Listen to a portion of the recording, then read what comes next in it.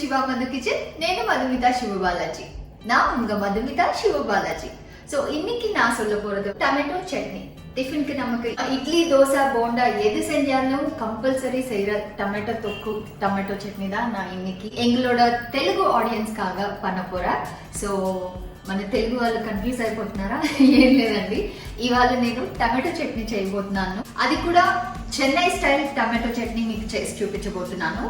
చాలా మంది తమిళనాడు నుంచి అంటే నన్ను ఇష్టపడే వాళ్ళు తమిళ్లో మాట్లాడండి ప్లీజ్, ఒక్కసారైనా ఏదైనా ఒక వీడియో తమిళ్లో చేయండి అని అడిగారు. అందుకే నేను కొంచెం వాళ్ళ కోసం உங்களுக்காக நான் கொஞ்சம் இன்ட்ரோ மட்டும் தமிழ்ல சொன்னேன்.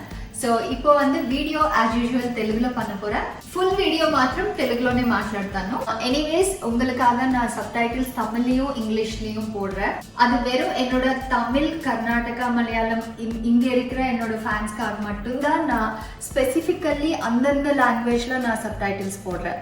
So hope you understand and let's go to the recipe నా. సో టమాటో చట్నీకి ఏమేమి కావాలో ఆ ఇంగ్రీడియంట్స్ అన్ని తెచ్చేసుకున్నాను. ఇది మనకి ఇడ్లీ దోశ బోండా వడ మనం ఏ బ్రేక్ఫాస్ట్కి ఏ టిఫిన్ చేసుకున్నా కానీ సూపర్ కాంబినేషన్ అనమాట. మా పెద్దోడికి శివాకి చాలా ఫేవరెట్ ఈ చట్నీ. అండ్ యూజువల్గా మనకి ఇక్కడ ఈ టమాటో చట్నీ చెయ్యరు. మనం చేసే టమాటో చట్నీ కొంచెం డిఫరెంట్ టేస్ట్ ఉంటుంది. అండ్ నేనైతే టమాటో చట్నీ యూజువల్గా ఎక్కడ బయట మన దాంట్లో చూడలేదు. మనం ఎక్కువ శనగపప్పు చట్నీ, వేరుశనగపప్పు చట్నీ, కొబ్బరి చట్నీ ఇలా చేస్తాము. బట్ ఈ స్టైల్ ఆఫ్ టమాటో చట్నీ నేను మన హోటల్స్ కానీ రెస్టారెంట్స్ కానీ చూడలేదు. ఫస్ట్ ఆనియన్ కట్ చేసేసుకుందాం. నేను 4 టమాటో తీసుకున్నాను, దానికి 1 ఉల్లిపాయ చాలు. సో ఉల్లిపాయ కూడా మనం ఫైన్గా ఏం చాప్ చేసుకోకర్లేదు. సో ఇలా కొంచెం పెద్ద ముక్కలుగా కట్ చేసుకున్నా పర్లేదు, ఎందుకంటే మనం ఎలాగో మళ్ళీ అన్ని మిక్సీ వేసేస్తాము. సో ఊరికే అలా కట్ చేసుకుందాం. ఆనియన్ చాపింగ్ అయిపోయింది. ఇప్పుడు టమాటోలు కట్ చేసుకుందాం. టమాటోస్ కూడా మనం ఏమి ఫుల్ ఫైన్ చాప్ అక్కర్లేదు, కొంచెం పెద్ద పెద్ద ముక్కలుగా చాప్ చేసుకోండి. ఇలా కొంచెం పెద్ద ముక్కలు ఉన్నా పర్లేదు. ఇవి కూడా మనం ఫ్రై చేసి గ్రైండ్ చేసేస్తాం.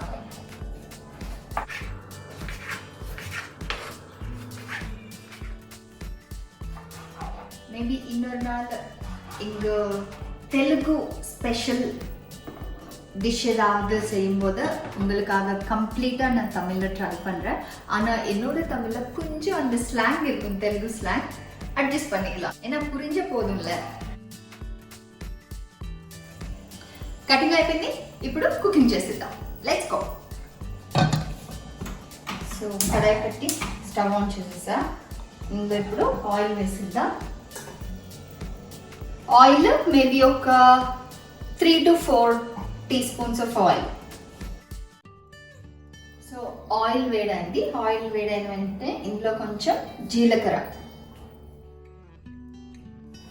మన జీలకర్ర వేసిన వెంటనే మనం వెల్లుల్లి, ఇది ఒక 9 రెబ్బలు వెల్లుల్లి తొక్కు తీసేయాలన్నమాట. మనం వెల్లుల్లి రెబ్బలు ఉట్టి తోలు తీసేసి వేసుకోవాలి.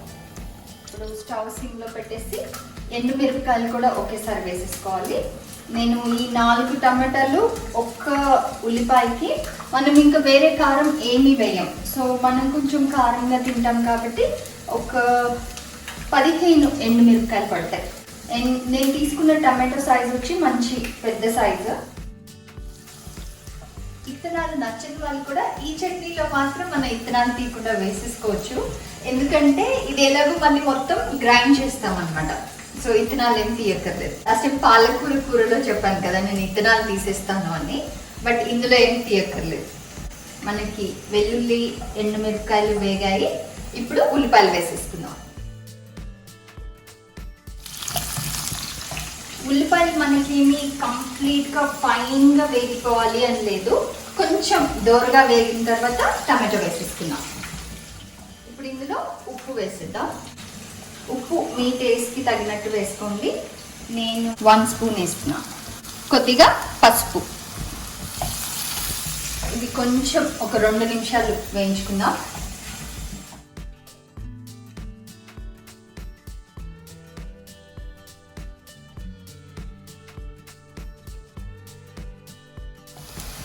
ఉల్లిపాయలు వేగిపోయాయి. ఇప్పుడు టమాటో వేసేసుకుందాం.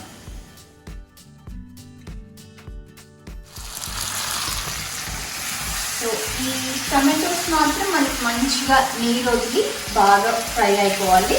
అంతవరకు ఫ్రై చేసుకుందాం. సో యాక్చువల్గా ఈ చట్నీ నేను చెన్నైలో అత్మ వాళ్ళ వంటావిడ దగ్గర నుంచి నేర్చుకున్నాను. ఫస్ట్ టైం అక్కడే శివ వాళ్ళ ఇంట్లోనే తినడం అనమాట. అంటే మా ఇల్లే, బట్ అది చెప్పేటప్పుడు అత్తమ్మ వాళ్ళ ఇల్లు అంటే మీకు క్లియర్గా అర్థం అవుతుంది కాబట్టి స్పెసిఫిక్గా చెప్తున్నాను. సో అక్కడ ఫస్ట్ టైం తిన్నాను చెన్నై ఇంట్లో. అప్పుడు దగ్గర నుంచి నేర్చుకున్నాను అనమాట. టమాటోలు కొంచెం వేగాయి. సో ఇవి ఇప్పుడు మూత పెట్టేసుకొని బాగా ఫుల్ మగ్గేంత వరకు మూత పెట్టి ఉడికించుకున్నాం. టమాటోలు మనకి వేగిపోయాయి చూడండి. సో ఇంత వేగితే చాలు, ఎందుకంటే మనం ఎలాగూ గ్రైండ్ చేస్తాం కాబట్టి. ఇప్పుడు కొబ్బరి వేసేసుకుందాం. నేను కొబ్బరి ఒక్కొక్కసారి వేస్తాను, ఒక్కొక్కసారి వేయను, ఎందుకంటే శివాకి కొబ్బరి అంతగా నచ్చదు అనమాట. సో మీకు కొబ్బరి చాలా నచ్చుతుంది అంటే మీరు కొబ్బరి వేసుకోండి. కొబ్బరి కూడా చాలా తక్కువ, కొబ్బరి ఎక్కువ వేస్తే మనకి ఆ కొబ్బరి కసకస అంటూ కొబ్బరి చట్నీ లాగా అయిపోతుంది. సో చాలా తక్కువ, just add the coconut flavour అంతే.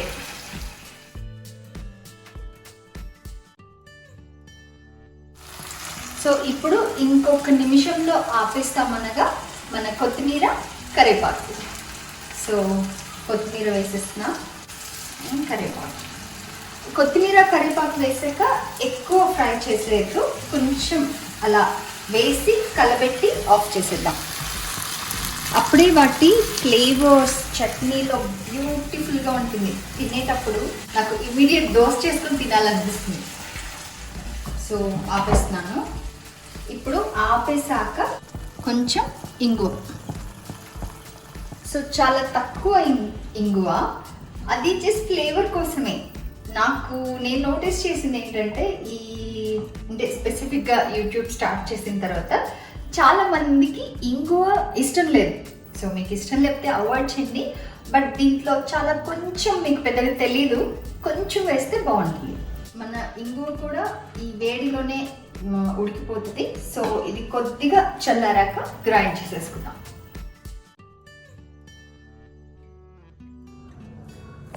సో మన టమాటో చట్నీ గ్రైండ్ చేసేసుకున్న రెడీగా ఉంది. ఇలా కూడా తినేసేయచ్చు, బట్ తాలింపు వేసుకుంటే ఇంకాస్త టేస్ట్ యాడ్ అవుతుంది. సో తాలింపు వేసుకోబోతున్నాను. బట్ నేను చేసే ఒక ప్రొసీజర్ మీతో షేర్ చేయాలనుకుంటున్నాను. ఇది నేను ఒక 3-4 డేస్కి వాడతాను అనమాట. సో నేనేం చేస్తానంటే ఇందులోంచి నాకు ఒక రోజుకి ఎంత పోర్షన్ కావాలో అంత మాత్రం ఇలా బౌల్లో తీసుకొని దానికి తగినట్టు తాలింపు వేసుకుంటాను. మనం మొత్తానికి ఒకేసారి తాలింపు వేస్తే ఏమవుతుందంటే మనం తాలింపులో వేసే ఆ పప్పులు, స్పెషల్లీ పచ్చెనపప్పు మెత్తగా అయిపోతాయి ఒక రోజు తర్వాత. శివాకి అలా నచ్చదు అనమాట. ఇంకొకటి ఏంటంటే మనం ఫ్రిడ్జ్ లోంచి తీసినప్పుడు వేడివేడిగా తాలింపు యాడ్ చేయడం వల్ల మళ్ళీ ఆ ఫ్రెష్ అరోమా అనేది చట్నీలో పడుతుంది. So it will add that fresh taste. ఇంత సరిపోతుంది. ఇప్పుడు దీనికి తగినట్టు తాలింపు వేసేసుకుందాం. 1 స్పూన్ ఆయిల్ చాలు, ఆర్ ఈవెన్ 1/2 స్పూన్ ఆయిల్.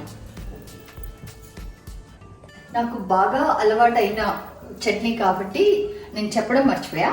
తాలింపు వేసే ముందు ఒక్కసారి టేస్ట్ చేసుకుంటే పర్ఫెక్ట్ ఉంది.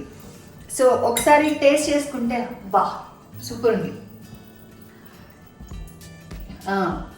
ఒకసారి టేస్ట్ చేసుకుంటే మనకి కారం ఒకవేళ తక్కువ అయితే తాలింపులో మనం ఎండుమిరపకాయలు 1-2 యాడ్ చేసుకోవచ్చు. బట్ నాకు పర్ఫెక్ట్గా ఉంది కారం కాబట్టి నేను ఎండుమిరపకాయలు యాడ్ చేయబోట్లేదు. మీకు కారం తక్కువ అనిపిస్తే ఎండుమిరపకాయలు యాడ్ చేసుకోండి. ఇప్పుడు నూనె వేడెక్కింది. ఇందులో కొంచెం ఆవాలు, కొద్దిగా పచ్చెనపప్పు అండ్ మన కరివేపాకు. సో ఈ పచ్చెనపప్పు కొంచెం దూరగా వేగాలి. రెడ్డిష్ కలర్ తెలుసు కదా పచ్చెనపప్పు. సో రెడ్డిష్ కలర్ వచ్చే వరకు వేయించుకొని chutney is ready to eat. యాక్చువల్గా కొన్ని రోజులు అయింది ఈ టమాటో చట్నీ చేసి. సో వీడియో చేసేటప్పుడు చేద్దామని అలా పోస్ట్పోన్ చేస్తూ ఉన్నాను అనమాట. మా పెద్దోడు పాపం రోజు అడుగుతున్నాడు అమ్మ టమాటో చట్నీ అని. సో నేను ఫైనల్గా ఇవాళ వీడియో చేస్తూ వాడికి టొమాటో చట్నీ కూడా చేసేసాను. వేగిపోయే ఆఫ్ చేసేస్తున్నా. సో ఇప్పుడు తాలింపు వేసేసుకున్నాను.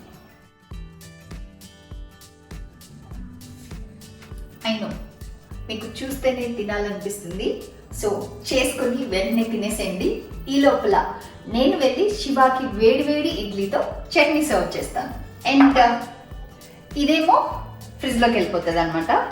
సో మనకి ఎప్పుడు కావాలో అప్పుడు తీసుకొని తాలింపు వేసేసుకొని తినేయడమే. ఇది మనకి మినిమం 10 days వరకు అసలు కొంచెం కూడా టేస్ట్ మారకుండా సేమ్ యమ్మీనెస్తో సూపర్గా ఉంటుంది. బట్ కొబ్బరి వేసాం కాబట్టి 10 days కంటే ఎక్కువ నేను అడ్వైస్ చేయను. అదే కొబ్బరి వేయకపోతే మాత్రం మీరు ఆల్మోస్ట్ ఒక 2 weeks వరకు కూడా ఉంచుకోవచ్చు. బట్ ఎనీవేస్ ఇది చేసే ప్రాసెస్ ఈజీయే కాబట్టి మరి అన్ని రోజులు కాకుండా ఒక 1 weekలో, మా ఇంట్లో అయితే ఒక 4 daysలో ఫినిష్ అయిపోద్ది. అలా 4 days 5 daysకి ఫినిష్ అయిపోయే క్వాంటిటీస్ చేసుకోండి.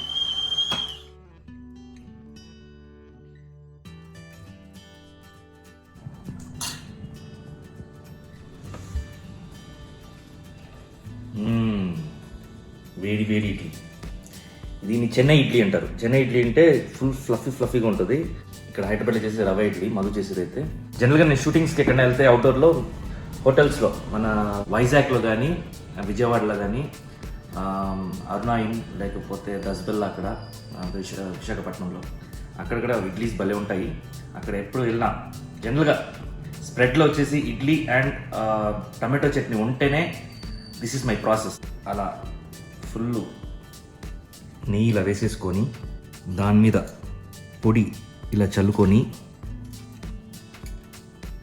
ఇంకా కొంచెం చల్లుకొని tomato chutney the main matter. దీన్ని ఇలా పైన అలా వేసేసుకొని ఫోక్తో అలా స్ప్రెడ్ చేసేసి ఇటు ఒక కట్టు అలా తీసుకొని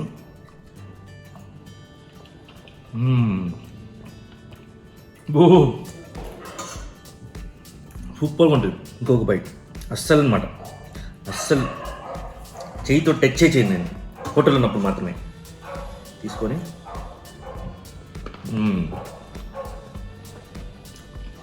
పప్పు క్రంచీగా, కారపొడి అక్కడక్కడ తగులుతూ, ఎక్కువ డామినేషన్ మన నేను చెప్తాను కదా తినేటప్పుడు నేను ఎక్కువ మాట్లాడాను, చట్నీ ఎక్కువ డామినేట్ చేస్తూ సూపర్. చూసారా అంత చట్నీ 4 daysలో అయిపోతుంటే ఎలా అయిపోద్ది? ఇలా తింటూనే అవుద్ది. అలా స్ప్రెడ్ చేసుకొని ఇది చేస్తే మాత్రం డైలీ ఇడ్లీయే, డైలీ చట్నీయే. నేను మాత్రం పిల్లలు మధు అయితే ఓన్లీ విత్ దోశ, వాళ్ళకి అది ఫేవరెట్, నాకు ఇది ఫేవరెట్. ఇప్పుడు సెకండ్ డెమాన్స్ట్రేషన్ ఇంట్లో ఎలా తింటాను. ఇంట్లో అయితే ఇలా తిప్పుకొని దీన్ని ఇలా మొత్తం ముంచి, ఇడ్లీ కలరే తెలియకూడదు అనమాట, అలా ముంచి సూపర్.